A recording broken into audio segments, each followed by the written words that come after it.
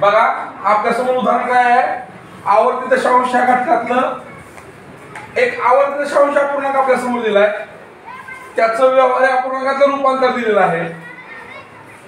या व्यवहार्य अपूर्णांकाच्या रूपांतरामध्ये इथे x दिलेला आहे आणि x ची किंमत विचारलेली आहे. काय दिलंय बघा परत एकदा, 2.0583 यांच्या डोक्यावर बार आहे बरोबर 2.583/x.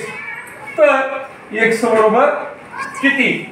आपण जे दशांश अपूर्णांक शिकलो त्याच्यामध्ये आपल्याला मी असं सांगितलं होतं, जर आपल्याला एखादा आवर्ती दशांश अपूर्णांक, आवर्ती म्हणजे या बारला लक्षात आलं आपल्याला की आवर्ती दशांश आहे, त्या बारला आपण आपल्या लक्षात राहावं म्हणून आपण काय म्हणलो होतो, मंडवले म्हणलो होतो, आहे का नाही?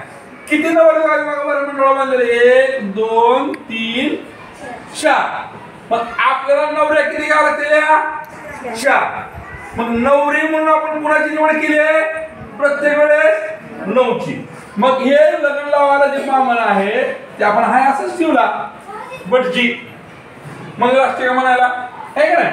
त्याच्यानंतर आपण लग्न लावायचं आहे म्हणून हे नवरदेव उभा केले आणि त्यांच्या जोडीने नवरा म्हणून काय उभा करणार आपण? 9 9.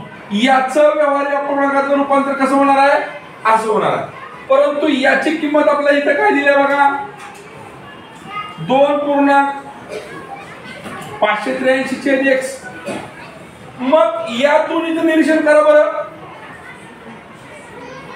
इथं शून्य नाही, इथं शून्य दिला, हा शून्य असला किंवा नसला फरक पडेल का? नाही. म्हणजे इथं x च्या ठिकाणी काय असायला पाहिजे, जर या दोन्हीची किंमत सारखी असेल तर 9900.